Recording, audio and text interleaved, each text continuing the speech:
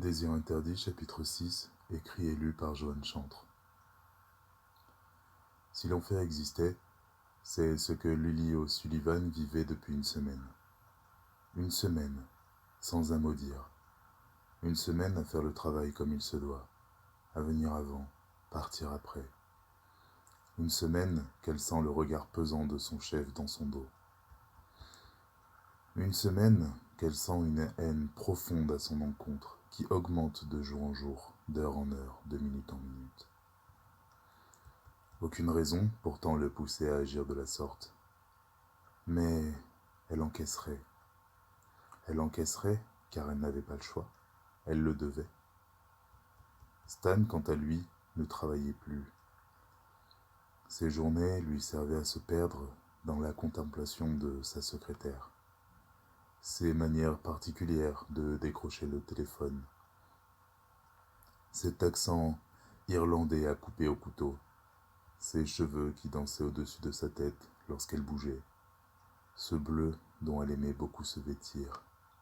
Cette manière presque érotique de retirer ses talons pour travailler.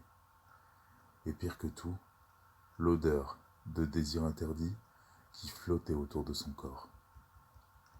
Stan la détestait viscéralement. Tout en elle clamait ce qu'il y a de plus beau, ce qu'il y a de plus pur. Un vrai fruit de la tentation, du mensonge, du faux. Tout ce qu'elle lui voulait, c'était du mal. Il le savait, le sentait dans son profond. Il ne se laisserait pas tenter par cette folie. Il savait que l'un des deux n'en ressortirait pas vivant. Son téléphone sonna. Stanley Kurtman, WFI, bonjour.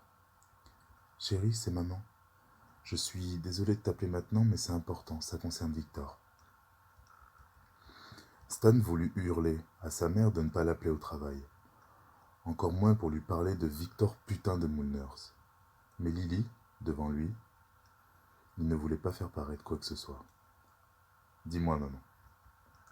J'ai essayé de te joindre plusieurs fois, mais tu as raté son enterrement, Stan. C'était il y a plus de 2 semaines. Stan se frappa le front. Lily tourna légèrement la tête, et Stan comprit qu'elle s'intéressait à sa conversation. Agacé, il se racla la gorge. Son adjointe comprit le message. Je suis désolé, le travail. Carrie nous invite ainsi que quelques personnes qui connaissaient Victor à une sorte d'apéritif en son honneur. Et cette fois-ci, j'aimerais que tu viennes. Ne te manque pas, chérie, j'ai besoin que tu sois là. S'il te plaît, Stan, fais-le pour moi. Pour quand demanda-t-il. Demain après-midi. Bien, je viendrai. Je vais voir avec le boss si je peux me libérer et je vais regarder les vols. Je serai là, promis. Les formalités ne prirent que quelques minutes. Monsieur Edmond accepta immédiatement et Stan n'avait même pas eu besoin d'en donner les raisons. En fin de journée, il sortit de son bureau et s'arrêta près du pupitre de sa secrétaire. Mais pour lui dire quoi? Rien. Il n'avait rien à lui dire. Il la sentit désappointée, mais il s'en foutait royalement. Qu'elle soit déçue, qu'elle le déteste, c'était réciproque. En rentrant chez lui, il prit un billet d'avion aller-retour pour Savannah, et il rejoindrait sa mère vers Thunderbolt. Elle avait trouvé un petit appartement là-bas. Il n'y était jamais allé, l'envie ne lui avait jamais pris. Ensuite, il irait au grand cimetière de Bonaventure, où se déroulerait la cérémonie. Victor Moulners. En une seconde, il fut happé par des souvenirs très lointains. Désir interdit, chapitre 7, écrit et lu par Joanne Chantre. Maman, papa reviendra bientôt? Je ne sais pas, mon chéri, je ne sais pas. Et pourquoi est-il parti Pourquoi l'armée l'a envoyé si loin en Irak? Ton père est parti en Irak. Il est parti pour le pétrole. Cette phrase, parti pour le pétrole. Bon nombre de mères disaient cela à leurs enfants. Bien souvent, ils allaient à des réceptions pour femmes de combattants. Stan y voyait parfois des gens s'enorgueillir de leur mari parti au combat, et d'autres beaucoup moins. Mais cette phrase revenait souvent. Parti pour le pétrole. Dans sa petite jeunesse, il avait imaginé son père revenir alors avec des barils remplis d'un liquide noir. Et il s'imaginait l'applaudir à cela. C'est avec le temps, et en grandissant, qu'il comprit que ce fut sûrement le conflit le plus inutile et l'une des plus grandes fumisteries de l'histoire. Son père avait été envoyé comme chair à canon dans les déserts arides du Golfe pour se faire tuer, car l'Irak avait fait baisser le cours du pétrole, ce qui était désastreux pour l'économie occidentale. Surproduction, déflation, guerre, combien de conflits au nom de cette ignoble merde. Combien de pères, frères morts, pour rien, pour de la richesse matérielle. 1 an plus tard, les militaires revinrent du conflit, et depuis quelque temps, maman n'était plus du tout joyeuse et ne parlait plus. Pourtant, un jour, elle dut prendre la douloureuse parole face à son fils. « Chérie, papa est mort. Papa est mort et je ne sais pas comment te l'apprendre autrement. » À 6 ans, une telle phrase prononcée de la sorte n'avait pas immédiatement fait son chemin dans le cerveau juvénile de Stan.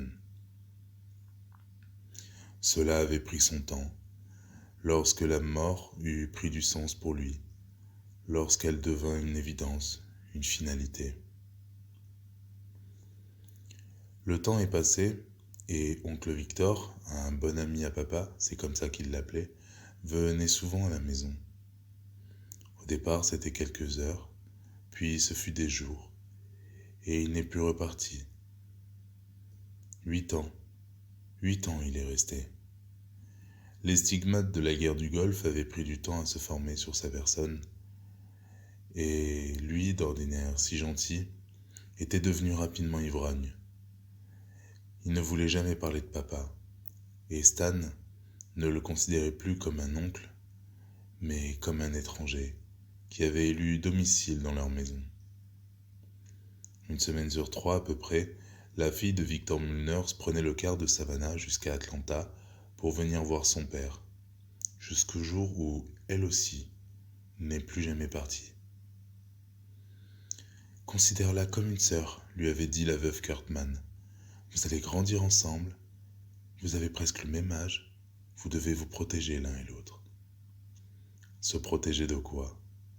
Était-ce donc le Victor qui cassait tout dans la baraque quand il rentrait tard le soir ? Ou quand il frappait carrément sur sa mère ?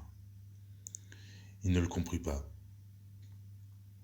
Ce fut lors de son 9e anniversaire que Stan vécut le moment qui diligenterait sa vie actuelle. Il avait soufflé ses bougies, avait chanté joyeux anniversaire en anglais, français, espagnol, russe.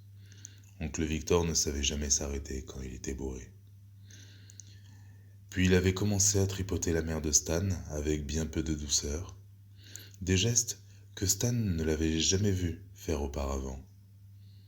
Madame Kurtman s'effaroucha et lui poussa la main violemment. « Laisse-toi faire, putain !»« Mais les enfants nous regardent. » Victor regardait Stan et sa fille avec un air torve et des yeux pervertis par l'alcool et le désir irrépressible de prendre la veuve Kurtman au milieu du salon. « Ils dégagent de là, les gosses, putain !» Puis une baffe partit sur le visage de Madame Kurtman. La scène choqua Stan tandis que Carrie l'attrapa par le bras pour le mener jusque dans sa chambre. La peur, puis les cris, Stan eut la peur de sa vie. Irrépressible, il crut qu'il s'en ferait pipi dessus. La main de Carrie le serrait toujours fort. Un peu plus âgée que lui, en fait, elle paraissait tout à coup différente aux yeux de Stan.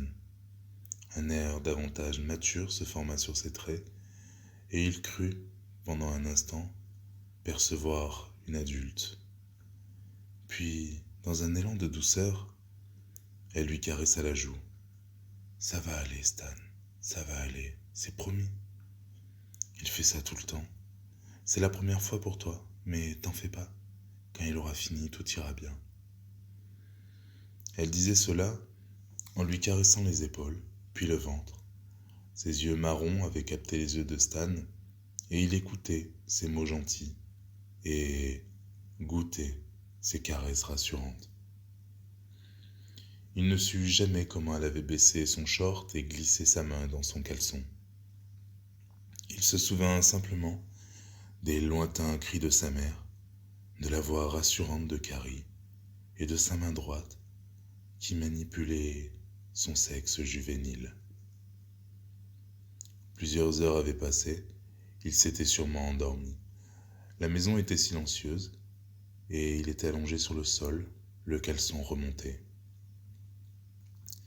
Stan se demanda si pendant un instant il n'avait pas rêvé les caresses délicieuses de Carrie. C'était donc ça le sexe. Les jours qui suivirent, la relation entre Carrie et lui s'était détériorée. Il voulait lui parler, lui dire que ses gestes, ses mots avaient fait bondir son cœur de jeune garçon, qu'il sentait que quelque chose avait changé en lui depuis. Mais rien du tout. Il ne put rien dire. La vie avait repris un cours normal, mais Madame Kurtzman n'osait plus regarder ni parler à son fils. Stanley était seul au milieu de ce marasme familial. Parfois, il se levait la nuit pour rejoindre Carrie dans son lit, pour pouvoir goûter à nouveau à ses caresses, mais elle n'était que très rarement dans sa chambre.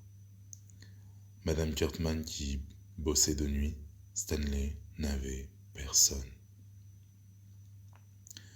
Les mois passèrent et lors d'une autre crise d'oncle Victor, Stan prit à nouveau une peur panique et voulut défendre sa mère au péril de sa vie, quand la main de Carrie le retint. Elle le mena jusqu'à sa chambre et lui offrit à nouveau quelques caresses. À chaque fois qu'il sera comme ça, je veux que tu viennes me retrouver, Stan, dans cette chambre, ici. Et je te montrerai des choses qu'il ne faudra pas répéter. Tu comprends ? Stan avait acquiescé. Le temps passait et les crises se multipliaient. Jusqu'à ses 13 ans, Stan avait été victime de Victor Mulnus et sauvé par Carrie, qui lui offrait en plus des faveurs délicieuses. 13 ans. L'âge où les émotions sont puissantes, où les envies débordent. Stan sentait ce profond changement qui opérait en lui. Il en rêvait même la nuit. Il ne connaissait pas grand-chose sur le sujet de l'amour, mais il commençait à connaître son corps. Et Carrie savait lui faire du bien, savait lui faire plaisir. Ce fut lors d'une des pires crises qu'elle lui offrit son corps entièrement. « Vas-y doucement, Stan, j'ai encore mal. » Stan, foudroyé par le désir, n'avait jamais compris le sens de cette phrase. Et il s'était glissé entre ses jambes, tandis que sa mère se faisait cogner par le pire des fils de pute. Stan sentit un plaisir extraordinaire envahir son corps. Carrie, quant à elle, fermait les yeux et laissait son jeune demi-frère faire des va-et-vient dans son jeune corps. La chose n'avait pas duré longtemps. Quand les cris cessèrent, elle repoussa Stan violemment. « Maintenant dégage !» Le cœur brisé, dans l'incompréhension la plus totale, Stan était reparti dans sa chambre. Puis un soir, un désir ardent vint confondre son corps et il se leva en pleine nuit pour tenter de rejoindre Carrie dans son lit. « Casse-toi, Stan, je veux pas. S'il te plaît, allez. Putain, dégage, tu me dégoûtes, on dirait mon père. » Cette phrase avait eu un écho monstrueux dans le cœur et l'esprit du jeune Stanley Kurtzman. Et, de retour dans sa chambre, sa réflexion avait duré toute une nuit. À chaque fois qu'il sera comme ça, je veux que tu viennes me retrouver, Stan. La phrase de Carrie le percuta comme un camion. S'il voulait ses faveurs, il fallait que Victor fasse une crise. Au petit matin, tout le monde dormait et Stan eut l'idée de brûler un bout d'une chemise que Victor portait souvent. L'effet avait mis un peu de temps, mais le résultat fut à la hauteur de son attente. Victor prit la chemise et la fichut sous le nez de sa mère qui criait que ce n'était pas de sa faute. Puis un premier coup partit, un deuxième. Stan attendit 5 minutes et courut ensuite jusqu'à la chambre de Carrie. Elle l'attendait nue, sur son lit, le visage impassible, le regard dans le vide. Stan ne sait plus combien de stratagèmes il avait utilisés pour rejoindre Carrie. Au fur et à mesure que son désir et sa sexualité se développaient, Carrie devenait de plus en plus impassible. Pourtant, il voulait l'entendre crier, réagir.